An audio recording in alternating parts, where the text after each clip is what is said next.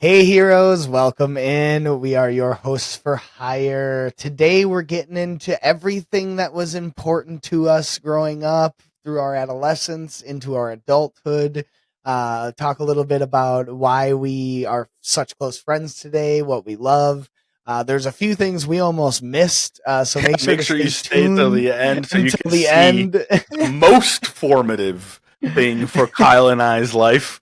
We don't agree on everything on this episode, but this is a universal to our lives. So please make sure that you stay till the end. Tell us your opinions on us. Tell us your thoughts on what you want to see next.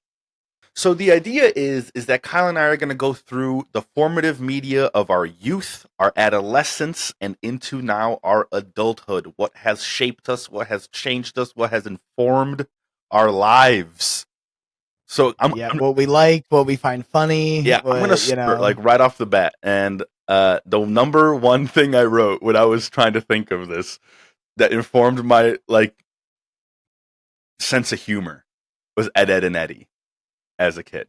Bro, the Cartoon Network shows in general, all of but them. Ed and Samurai Eddie. Jack, I Oh, have down Samurai Jack was one of those shows that really was formative. Like it showed me what I enjoyed. dude. Like it gave me a taste for the post-apocalyptic stuff, and but It's true. another one That's just very fair. you could list almost any Like Dexter's Cartoon Network show. Laboratory. You were Powerpuff supposed to say Girls. Powerpuff Girls. Mhm. There's more. I don't know. Courage the There's Cowardly tons. Dog. Ah, ah, So good. that one It is touched my good. heart. That one hits me. That one touched my heart. Ben What 10. That one, like I Ben remember, 10? my dad was really like he actually enjoyed watching Ben 10 with me. You know, like your parents don't necessarily enjoy watching cartoons with you, but like he enjoyed watching Ben 10. So like we like really bonded over that show. So we just like sit down. I remember when like the older versions of Ben 10 came out. I was like in middle Mhm. school, like a freshman maybe in high school, and I remember like sitting at home at like Saturday, like watching Ben 10 with my dad while like my friends were like partying, and I was like, "This is good. I prefer This is good. this." I like this. Yeah, I really there's all of the Cartoon Network shows, but Power another Rangers. I'm Was not that sure Cartoon where Network? did I don't know if I don't know. But Power Rangers, dude. Like from when Power I was like Rangers. Yeah. 3 years old until I was probably like 9 or 10. Like that was Yeah. my shit. In fact, Yeah, I when I learned that was just like a a like reskinning of like Super Bandai or whatever it's called, dude, I was so disappointed in that, dude. That hurt me so deeply. I was like, so my life is a lie. Everything is a lie. No, it's fine. that's okay. I'm fine with this. Everything is okay. Tommy, I Tommy, huh? My favorite Power Rangers thing was actually the movie Power Rangers, Mighty Mighty Morphin Morphin. Power Rangers, the movie with Ivan Ooze. Ah, that movie. I watched that movie on Ooh, repeat, dude, damn! nonstop. Now you just reminded me. I didn't even write this on the list. Pokemon 2000. Oh, another one, Digimon 2000. nonstop. Oh lord, Those were peak. All right, if you were born in the mid to it's gonna early take 1,000 '90s, years, dude. It's gonna be Pokemon 3000 and Digimon 3000. The next time we're gonna get bangers like that. which one was Batman Beyond on? Was that on Cartoon Network? I I don't don't remember know. where I don't that like. aired, but Batman Beyond Also, by was the way, mm, side note, do you remember when Cartoon Network like became like Toonami? oh yeah, when they had Toonami, the bro. anime. Also, speaking of anime, right there. By the way, formative. When we're speaking formative, Roni Kenshin, Yu Yu Hakusho. But like Hmm. Roni Kenshin, dude, Roni Kenshin was probably like when I was a kid, what like taught like not just me, but probably like so many kids that like you can be the most ruthless, badass killer, Batosai manslayer, but you can still pick a flower, my dog. You can still smile. You can still You be can jolly and goofy and change your and life around, gentle. man, and Yeah, gentle. you can choose a different path always. Mm, the, Truly incredible work. mm. Uh, Another one that I really enjoyed in that same vein, which aired on Toonami, was Inuyasha. Was another good one where like the demons were there, like the demon was a good guy, and So good. A lesser known one that aired a little later was Trigun. Very similar vein, where it was like an android who was built to Yeah, kill, I and missed he's like out on fighting Trigun. against Not gonna lie. nature. Yeah, that one is one I have down is like one of my Yeah, favorite teaching animated kids that shows. it's you can go against you can go against your nature. You can go against like you can choose a different path. You can be a murderer machine or Batosai the manslayer, but you can choose a different path, man. For real. Mwah. There's a lot about that. Another big thing that formed how I feel today, as I was thinking about this, things were coming into my mind, Same, and I bro. realized there's a lot of my I don't know, I don't know a better way to put it, like anti-government feelings because of the metal music that I listen to because of my older brother. I listened to a lot of System of a Down. It was very formative to me, and it made me think, why do they always send the poor? You know, You know why do the that's really presidents funny. fight When the I war? was a Why do really they little always kid, send the poor? also, I would just listen to my brother's music, the same thing, and he was super into Metallica. So I was also on the heavy metal Just kind of vibe. in general Yeah, just very anti-establishment, you know. anti-establishment. That's super funny. I was just like 5 years old, like. Like it didn't click until like I said I was thinking about this like as a child I'm hearing why don't presidents fight the war, why do they always Yeah, send the poor, and just I was like it was getting in it's there. we're pulling your strings. Which that's funny because we go that brings up like as I go into my like that and sorry we this was kind of our youth. Now as I go into like our adolescence, I start thinking about the things that I enjoyed in my adolescence, and it's things like Watchmen and MASH. Also very anti-government, anti-war, anti-establishment. I can't believe you put Mash in there. I hate you. It is the best anti-war show. I will get in the comments if you've seen MASH and tell this man to watch it because he won't, and it's amazing. It's one of the best shows ever made. I'll die on that hill. All I love right, the Mash show, dude, and I love it every time you bring it up. I love it. it's Oh, that's so it's funny. in my opinion one of the greatest television shows ever written, ever by far. Hey, Uh, I respect it. I respect it. Uh, but the point is that there seems to be a theme here. yeah, in my adolescence is more when I got like more into like the superhero genre, like Batman Beyond, like Spider Man. I when I was a really little kid, that Silver Surfer comic, or not comic, hmm cartoon. Show. Again, my dad like loved that show. So like we would just watch it all the time. So like when I was really little, like Silver Surfer was kind of like my number one superhero. But then like into adolescence, like I discovered Batman, and like Spider-Man, I played Ultimate Alliance for the first time. Like that's Yeah. something that I have on here, like the X-Men Legends games, Ultimate Alliance hmm games, dude. That fed my fuel of like comic love so much because like it was in every avenue. When I would turn on the TV on Saturday morning, there was superheroes. When I'd play my video games, it was superheroes. Comic books, superheroes. Like it was just like it allowed it to envelop my whole life almost, like growing up, hmm and loved That's that. interesting because like for me as a kid, like with superheroes, like I mentioned Batman Beyond, but like my because I a lot of what I enjoyed was informed by Brian, Right. by my older brother, who liked things like Spawn and let me watch the Spawn show with him, and like certain anime that like are not for Not for children. kids. He shouldn't have been watching them at like 16 or 14 or whatever. He shouldn't have been watching them, let alone me at 6 or 8. But like But that's for why we're so instance, cool. the other night we were hanging out and we put on an episode of Spawn, and both of us were a little horrified that we watched that Yeah, as we were kids. like, whoa, those are some intense dialogue That- lines. yeah, Those are some intense story arcs we're going through here. yeah. Did that man just do what I think he did to himself? Like what the shit? Speaking of though, something that in my adolescence that completely this probably actually changed my perspective, like almost one of the most of like anything ever. Me, like a lot of adolescent kids, I was very anti everything. I was very anti religion. I had just like stopped believing in like, Christian God, all this stuff. I was very angsty, right?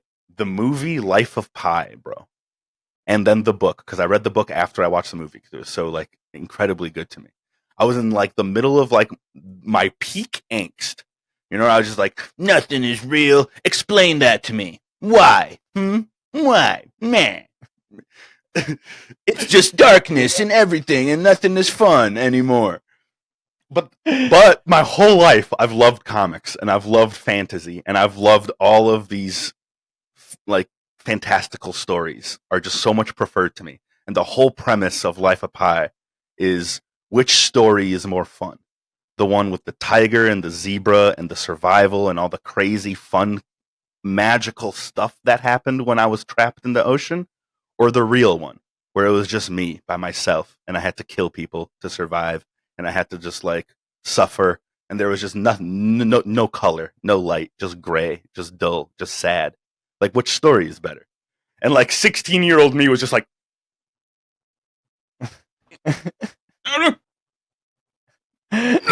But the truth is always the better one. And I was like, no, it's not. Like, I 100% prefer the fantastical stories. Like, fuck! Forever changed my perspective on like anything spiritual or anything that like I don't have exactly the full knowledge of. You know, like, that's amazing. Forever. Similarly, but also very different. Similarly in that it was a movie and it blew my mind away. Was the number 23 for me. Ooh. I remember being 16 on psychedelics, and we watched the number 23, and it blew us away. Like, you showed me that movie when I was already an adult, and like, that movie is one that is like. It has so much like incredible depth to it, yeah. and like it makes you question reality. Everything. Kind of similarly what you're saying with Life of Pi, like what is reality, mm-hmm. and like, is it what we make it, or is it how we, or just what it is? Is it yeah, or is exactly like, you know? Can we kind of create reality in a way? I don't know. It made me question a lot of things about reality. You guys, we're about in the halfway stage here of Kyle and I's adolescence. You guys tell us all of your informative things, the things that made you when you were a kid, an adolescent, an adult. Go through it with us. We don't want to just share with each other. We want to know what goes on with you. We want to know your life. We know most of the we know most of these things about this guy every day. I hate this guy. I want to talk to you guys. Yes, please. We would love to know what you guys really like going along with the adolescence. Like, for instance, like Heath Ledger, I always loved every performance I think I've ever seen him in. It started with like 10 Things I Hate About You as a kid, watching that with my sister, which was a great movie, just objectively. Still to this day, watched it recently, and I was like, God, I don't know if it's my childhood and the nostalgia, yeah. But to me, it holds up. He's also a fantastic actor. Another one, A Knight's Tale. A Knight's Tale. That's what I have in my adolescence, because A Knight's Tale made me question some things and made me realize some things. Heath Ledger in general really informed a lot of how I feel today. What am I supposed to feel? Is Heath Ledger, Paul Bettany? Everyone's got their shirts off? What the hell, man? What do you want from me? Even Alan Tudyk. Oh, yeah. Like feisty little ginger guy. Sexy man. Unreal. Yeah, so I don't know. There's just a lot of things that media can do for you. Yeah, you know, so for me, the last thing I have in my adolescence, so I'd never liked reading, ever. Mm-hmm. I just did not like it. I couldn't enjoy it. For some reason, reading comic books and reading a novel were just like so separate, like in my mind, that like I didn't even like consider reading comic books reading. And then like when I would try to sit and read a novel, I was just like, this is the lamest thing. Like, for example, I tried to read Harry Potter. I could never get into it. One, because like I was informed by like Final Fantasy and like all of like Lord of the Rings, Kingdom Hearts about like wizardry. And then I learned of Harry Potter after all of that. So I was like, these guys ain't no wizards. Why is nobody casting thunder?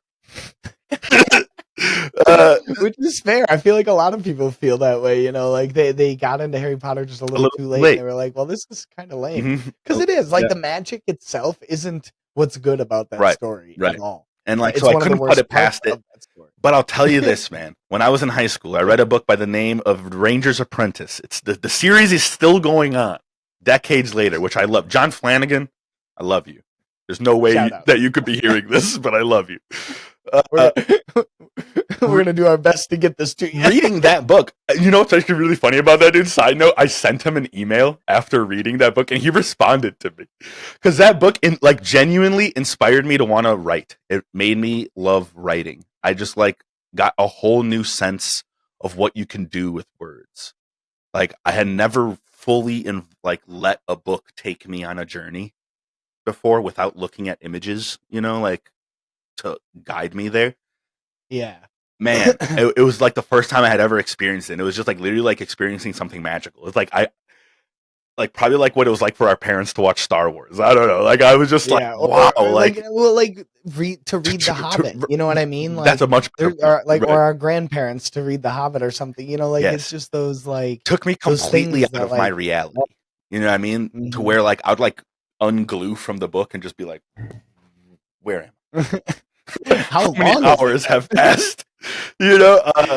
Anything that can do that, I think, is amazing. And like I said, forever after that, I had the goal of I wanted to do something in writing. I wanted to write my own comic books. I wanted to write a story. I just what's funny is I had more in love with fantasy. I had a very similar experience with Aragon. There's another one. Being the blood magic, you can only use magic as much as the amount of energy that you have, and if you overdo it, the magic will kill you. Yes. There's you can, as long as you know the words and phrases to use and and have the right intentions, you can pretty much do anything with magic. Pretty cool. But you have to physically be able to do it, right? You got to be able to move the rock to move the rock. Yeah. Otherwise, you'll just die. Right. I like that shit too. But very similarly, it made me really want to be a writer. For a long time, I started writing little stories and filling out little notebooks because of things like that. And also after learning that Christopher Paolini was 19 or 20 when he first wrote Aragon. At the time, it was inspiring. Now I didn't really depressing. Rats! I thought there was time. I was going to Stephen King method, Kyle. I was going to Stephen King method. Conversely, there's a lot of successful people who didn't start until their 30s, so we're all right. I think. All right. Speaking of that, let's get into our adulthood, Kyle. What? Yeah. In adulthood, I'll start with in adulthood. So, like I was just saying, I kind of got off of comics in adolescence. Went more the novel route. Mm-hmm. I started just getting really into novel books. In adulthood, King in Black. That was the one where I saw the premise of it, saw the cover of the comic, and was oh man. Venom being also one of your favorite. Right. I was just oh man. You said, yeah. I have to read that. Read it, it just propelled me back into the world of comic books. And probably a good reason of why we're here today. Yeah. That's interesting. I didn't even think about that. Yeah, just because dude, it got me so hard back into it. And it was kind of coupled with you and I were watching the Arrowverse. Right when we met, I have the Arrowverse in here as well. It was terrible. It ended terribly. It started really well. Agreed. But bro, to me, that formed our friendship.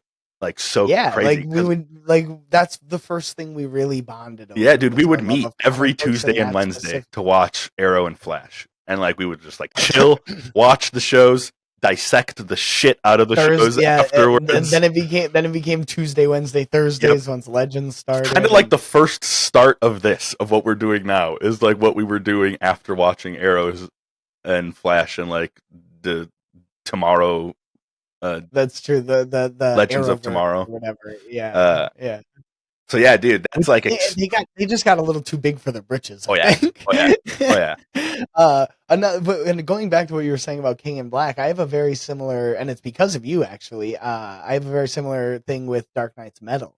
You had read the King in Black and then Dark Knight's Metal, and it was you need to read both of these. And I actually started with Dark Knight's Metal and then read King in Black. But after reading Dark Knight's Metal, it was so good that it just piqued me into the it. Like it just it got re-sparked me the interest. Yeah, there it you is. know, where it was like, oh, whoa, comic stories have like evolved.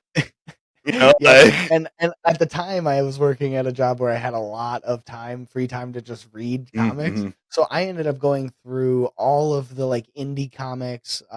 Like Dark Knights of Steel is a smaller DC publication that's like a fantasy. It's everything I love. It's superheroes in a fantasy D&D world. Like in like Kingdom I mean, times. yeah, like come on. It's hard to top that. But like I ended up going through and reading like Invincible and The Boys. This was before these were all being adapted. Yep. I just like looked up random Image and indie. I remember you were reading Wanted. Yeah, like Wanted. I learned 300 was a comic. The movie 300, and I read that one. All of them great and worth the read, but it was because of the you sparking the Dark Knight's Metal. Sometimes all it takes is one. You know, like it just gets you. Like I said, for me, like when I was a kid, at least, I didn't really read the comics for all of its depth. I was just looking at the cool pictures. You know, like seeing the badassery of it. And then, like, you know, like reading comics again as an adult, you're just like, wow, there's so much layers. There's so many emotions.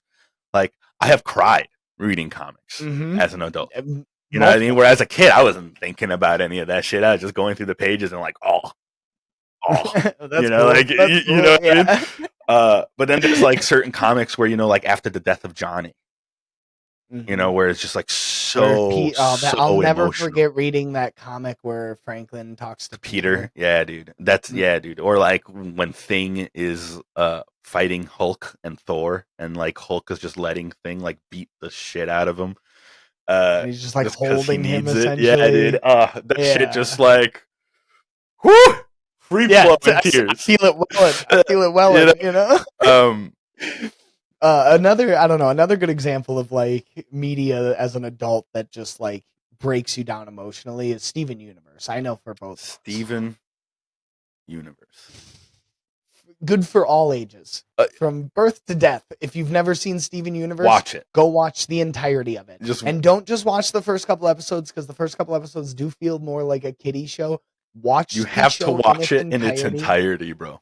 It's probably the most valuable show ever made for anyone, for us as a human species. Like, it might be the most valuable show that anyone can take anything away from. There's a couple shows in my mind that rival it, but nothing really actually comes close. Like there's a couple that are like down on the pedestal. You know, like for me, like let me start over. Adventure Time. Love Adventure Time. Taught me so much. People compare the two a lot because of that, but there's something about Steven Universe that is a little more universally translated. Yep. Beautiful. If I could describe the story in any one word, it would just be beautiful. Like the most. I would use a phrase from the show to describe it. Everyone is welcome. Everyone except God. Greg.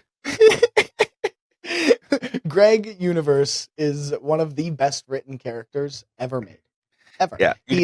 Please tell us how much you love Steven Universe in our comments, and we will not take any other opinions on Steven Universe. We will not argue on Steven Universe today. When it comes to everything else we've said, tell us whether you think it was whether you find it weird that we love it so much or not. Tell us what you loved a lot and what you hated growing up, what you loved. Everything. Just tell us your thoughts. But most importantly, tell us how great Steven Universe is. Yes. I do want to end on one button that I can't believe that we almost missed.